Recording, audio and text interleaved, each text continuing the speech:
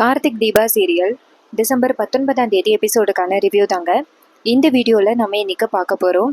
எபிசோடை ஸ்டார்ட் பண்ணுறதுக்கு முன்னாடி இந்த வீடியோவை மறக்காமல் லைக் பண்ணிக்கோங்க.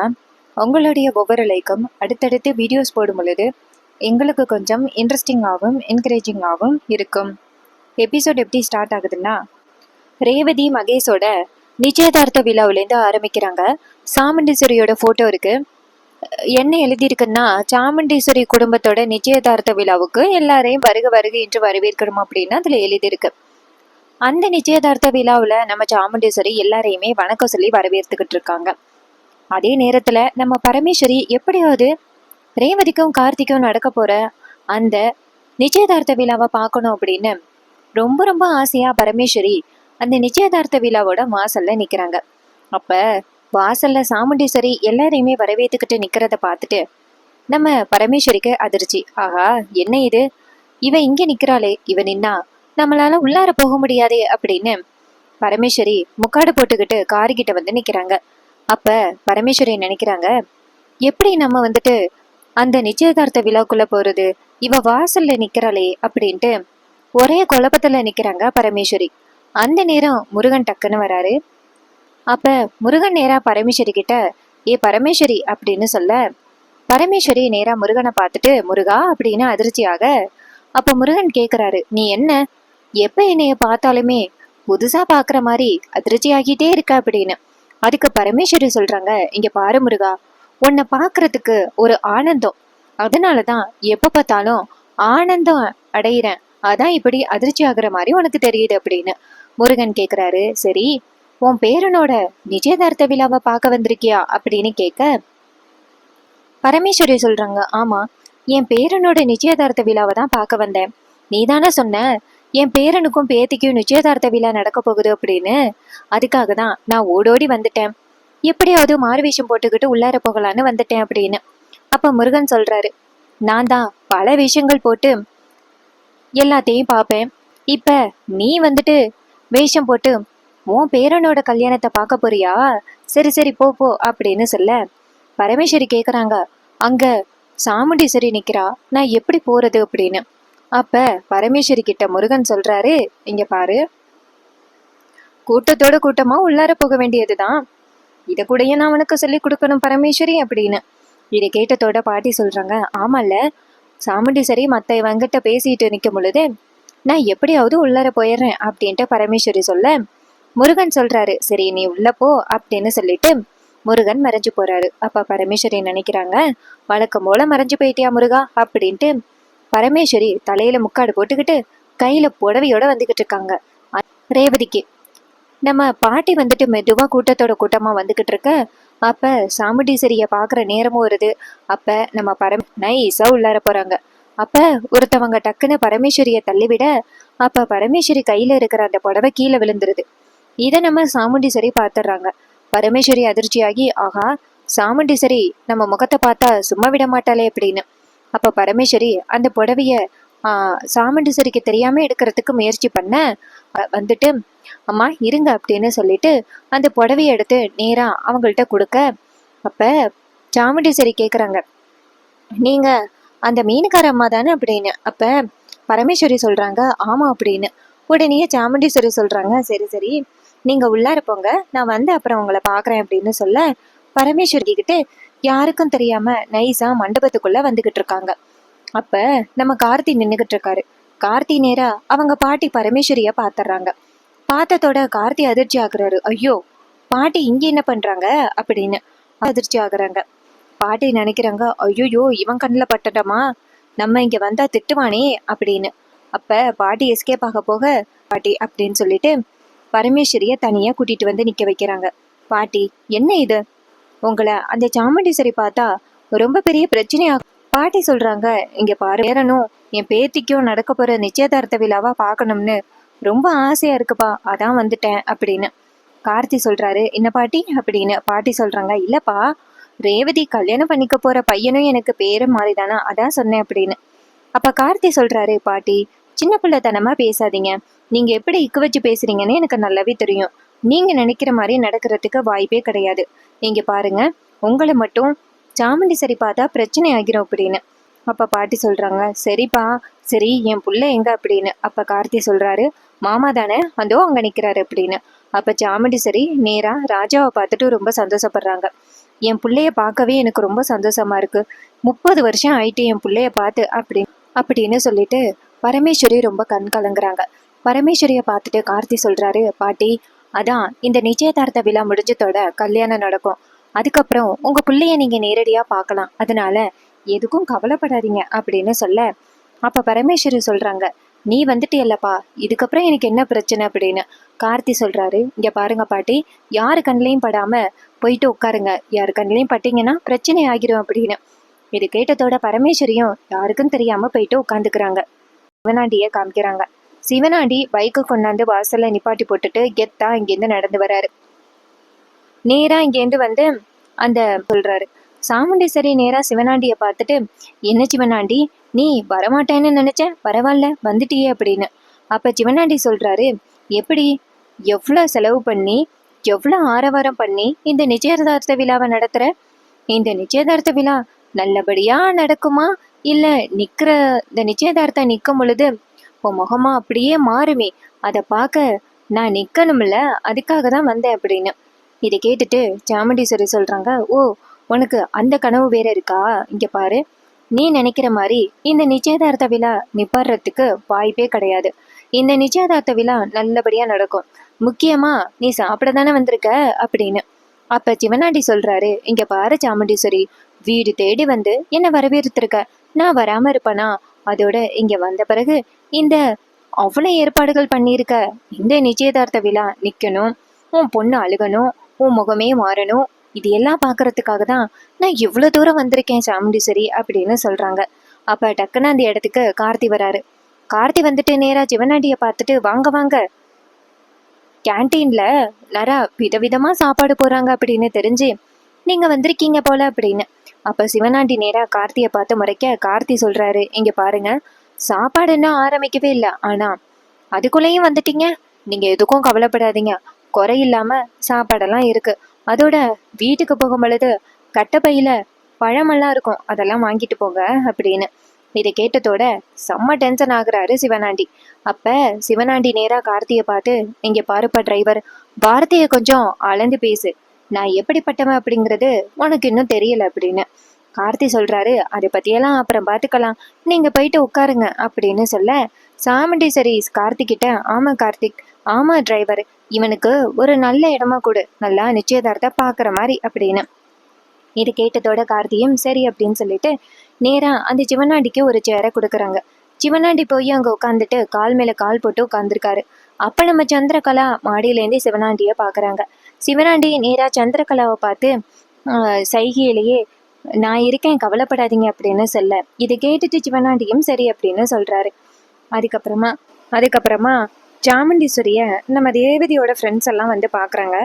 சாமுண்டீஸ்வரி அவங்கள பார்த்துட்டு, சரி, நீங்க எப்ப வர வேண்டியது, இந்த ப்ரோக்ராம் ஆரம்பிக்கிறதுக்கு முன்னாடியே நீங்க வர வேண்டியது, ஆனா என்ன இவ்வளவு லேட்டா வந்திருக்கீங்க அப்படின்னு. அப்ப அந்த பொண்ணுங்க சொல்றாங்க, சாரி என் மேடம், இது மாதிரி ஒவ்வொருத்தரும் பார்த்து மீட் பண்ணி வரதுக்கு ரொம்ப டைம் ஆயிட்டு அப்படின்னு. இது கேட்டதோட சாமுண்டீஸ்வரியும் அது சரி அப்படின்னு. அப்ப அந்த பொண்ணுங்க சொல்றாங்க, மேடம், இந்த சாரில நீங்க ரொம்ப சூப்பராகவும் அழகாவும் கம்பீரமாவும் இருக்கீங்க அப்படின்னு. இதை கேட்டதோட அந்த சாமுண்டீஸ்வரியும் ரொம்ப தேங்க்ஸ் அப்படின்னு சொல்றாங்க. அப்ப அந்த பொண்ணுங்க கேக்குறாங்க, இங்க பாருங்க மேடம், இந்த நிச்சயதார்த்த விழா ரொம்ப சூப்பரா ஏற்பாடு பண்ணியிருக்கீங்க அப்படின்னு. சாமுண்டீஸ்வரி சொல்றாங்க, என் பொண்ணு ரேவதியோட கல்யாணம்ல, அப்புறம் சும்மாவை ரெடி பண்ணியிருப்பேன் அப்படின்னு.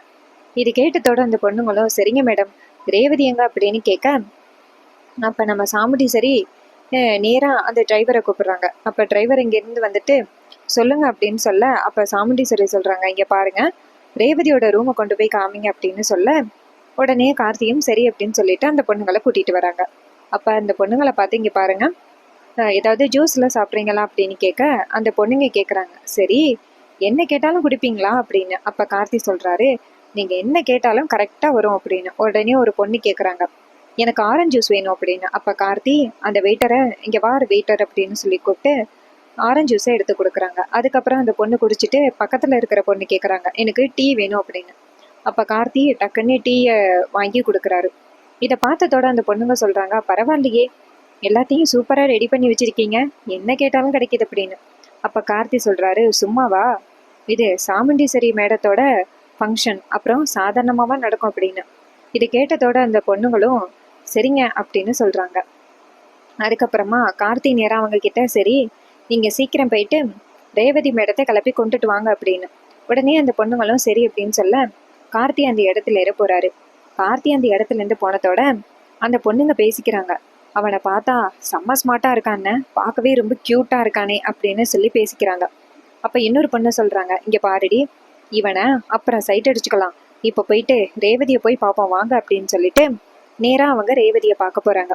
ரேவதி மாடியில இருக்காங்க. பொண்ணுங்க நேரா ரேவதியை போய் பார்க்க ரேவதி நேரா ஃப்ரெண்ட்ஸை பார்த்துட்டு ரொம்ப சந்தோஷப்பட்டு வாங்கடி அப்படின்னு சொல்லி பேசிக்கிறாங்க. அதுக்கப்புறம் ரேவதி அவங்க அக்காவையும் தங்கச்சியையும் இன்ட்ரோ பண்றாங்க. அதுக்கப்புறம் இந்த பொண்ணுங்களை அவங்க அக்கா கிட்ட இன்ட்ரோ பண்றாங்க. அப்புறமா அந்த பொண்ணுங்க கேக்குறாங்க, ரேவதி வந்ததுலேருந்து மாப்பிள்ளை எங்க இருக்காரு அப்படின்னே தெரியல, காமி அப்படின்னு சொல்ல ரேவதியும் சரி வா அப்படின்னு சொல்லிட்டு வெளியில கூட்டிட்டு போயிட்டு கரெக்டா கார்த்தி ஒரு இடத்துல நின்றுகிட்டு இருக்காரு, ஒரு இடத்துல அந்த மகேஷ் நின்றுகிட்டு இருக்காரு.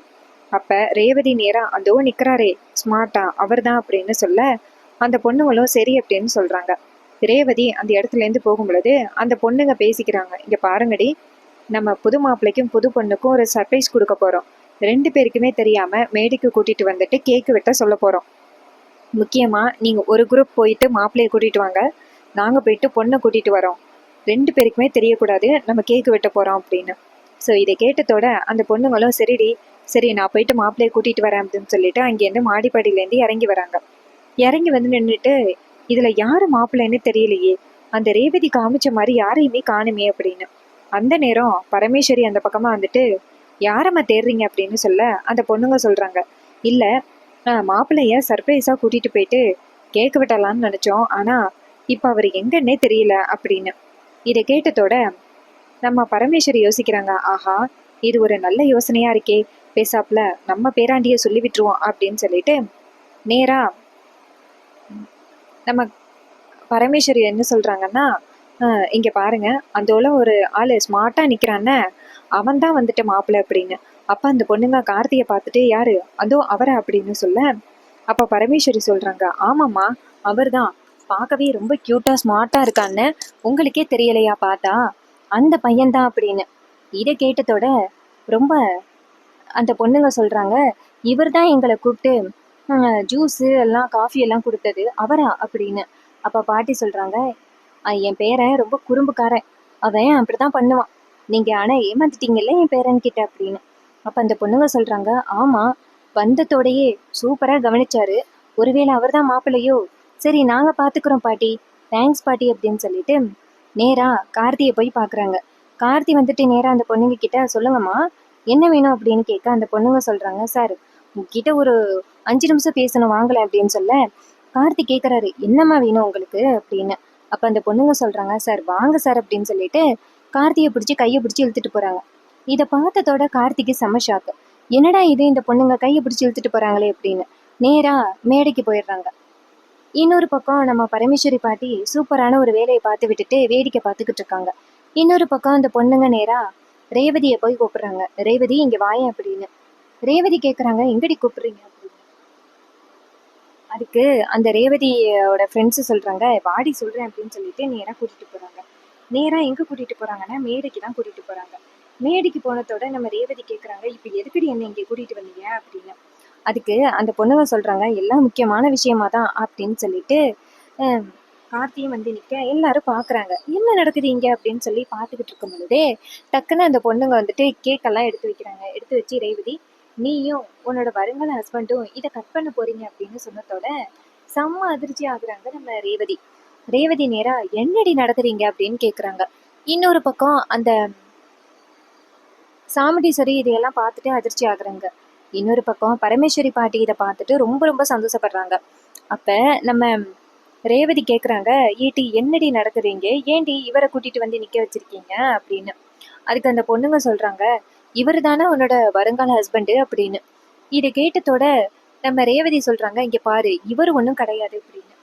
இதை கேட்டதோட அந்த பொண்ணுங்க அதிர்ச்சி ஆகி, ஐயோ இவர் தான் வந்துட்டு மாப்பிள்ளை அப்படின்னு ஒரு பாட்டி சொன்னாங்க அப்படின்னு. அப்ப கார்த்தி நினைக்கிறாரு, ஆகா அது போச்சே அப்படின்ட்டு கண்டிப்பா பரமேஸ்வரி பாட்டி தான் சொல்லியிருக்கணும், இதை எப்படி சமாளிக்கிறது அப்படின்ட்டு கார்த்தி நேரா அந்த பொண்ணுங்க கிட்ட, இங்க பாருங்க, நீங்க ஏதோ தப்பா நினைச்சுப்பீங்க. இது மாதிரி நான் ஒன்றும் மாப்பிள்ளை கிடையாது, வேற யாரோ ஒருத்தவங்க சொன்னதை நீங்க நினைச்சு நம்பிட்டீங்க. அந்த நிக்கிறாரே அவர் தான் மாப்பிள்ளை அப்படின்னு சொல்லிட்டு மகேஷை மேடைக்கு கூப்பிடுறாங்க. மகேஷ் நேரா மேடைக்கு வராரு. மேடைக்கு வந்துட்டு நேரா கார்த்தியை பார்த்துட்டு முறைக்கிறாரு. அப்ப கார்த்தி சொல்றாரு, சாரி மாப்பிள்ள, நான் என்ன மாப்பிள்ள பண்றது அப்படின்னு சொல்லிட்டு கார்த்தி சொல்றாரு. அதுக்கப்புறமா ரேவதியும் மகேஷும் சேர்ந்து கேக் விட்டுறாங்க. இந்த குழப்பத்துக்கு காரணம் நம்ம பரமேஸ்வரி தான். அப்ப அந்த பொண்ணுங்க வந்துட்டு நேரா பரமேஸ்வரி கிட்ட போயிட்டு, ஏன் பாட்டி அப்படி தப்பா சொன்னீங்க அப்படின்னு சொல்ல பரமேஸ்வரி சொல்றாங்க, நீங்க வேணா பாருங்க, கல்யாணம் நடக்க போறது அவங்க 2 பேருக்கும் தான் அப்படின்னு. இது கேட்டதோட அந்த பொண்ணுங்க நினைக்கிறாங்க, இந்த பாட்டி என்ன இப்படி பேசுது அப்படின்னு. ரொம்பவே சூப்பரா அப்கமிங் எபிசோட கொண்டு போறாங்க. இதே மாதிரி இனிமே அப்டேட்ஸ் நம்ம சேனல்ல தொடர்ந்து பார்க்கணும் அப்படின்னா மறக்காம நம்ம சேனலை சப்ஸ்கிரைப் பண்ணிக்கோங்க. அதோட இந்த வீடியோவை தொடர்ந்து நீங்க வாட்ச் பண்ணியிருந்தீங்கன்னா மறக்காம இந்த வீடியோக்கு ஒரு லைக் பண்ணிட்டு நம்ம சேனலை சப்ஸ்கிரைப் பண்ணிக்கோங்க. அப்கமிங் எபிசோடில் என்ன நடக்கும் அப்படின்னா, கண்டிப்பா சாமுண்டீஸ்வரியோட ஃப்ரெண்டு டாக்டர் வருவாங்க. அவங்க வந்துட்டு நேரா அந்த மகேஷும் உமாவும் எப்படிப்பட்ட ஃப்ராடு அப்படிங்கிறத அத்தனை பேருக்கு முன்னாடியே சொல்றதுக்கு நிறையவே சான்சஸ் இருக்கு. இதனால சாமுண்டீஸ்வரி செம்ம கோவப்பட்டு நிச்சயதார்த்தத்தை நிப்பாட்டுவாங்க. நிச்சயதார்த்தத்தை முடிஞ்சதோட சிவனாண்டி வந்துட்டு சாமுண்டீஸ்வரியை அவமானப்படுத்தி பேசுவாரு. பாத்தியா, நான் சொன்ன மாதிரியே உன் பொண்ணோட நிச்சயதார்த்தம் முடிஞ்சு போயிட்டு அப்படின்னு சொல்லிட்டு பேசுவாரு. இதனால கோவப்பட்ட சாமுண்டீஸ்வரி டக்குன்னு டிரைவர் கார்த்தியை கூப்பிட்டு, இங்க பாரு, எனக்காக நீ ஒரு விஷயம் செய்ய அப்படின்னு கேட்பாங்க. அப்ப கார்த்தி கேட்பாரு, சொல்லுங்க மேடம் அப்படின்னு. அப்ப சாமுண்டீஸ்வரி சொல்றாங்க, இங்க பாரு, நீ என் பொண்ணை கல்யாணம் பண்ணிக்கா, அவ கையில வந்துட்டு ரிங் போட்டு விடு அப்படின்னு சொன்னதோட கார்த்தி வேற வழியே இல்லாம ரேவதியோட கையில ரிங் போட்டு விடுவாரு. பரமேஸ்வரி இதை பார்த்துட்டு ரொம்ப சந்தோஷப்படுவாங்க. இதைத்தானே நம்ம எதிர்பார்த்தோம், எப்படியாவது கார்த்திக்கும் ரேவதிக்கும் கல்யாணம் நடக்கணும் அப்படின்னு. அதே மாதிரி இவங்க 2 பேருக்கும் நிச்சயதார்த்தம் நடந்துருச்சு அப்படின்னு சொல்லிட்டு பாட்டி ரொம்ப ரொம்ப சந்தோஷப்படுவாங்க. பாட்டியோட ட்ரீம் நிறைவேறின மாதிரி முருகன் வந்துட்டு கார்த்திகிட்ட சொன்ன மாதிரியே கார்த்தி ரேவதிக்கு ரிங் போட்டு விடுவாரு. இன்னும் என்னெல்லாம் நடக்க போகுது அப்படிங்கிறத வெயிட் பண்ணி பார்ப்போம். தேங்க்ஸ் ஃபார் வாட்சிங்.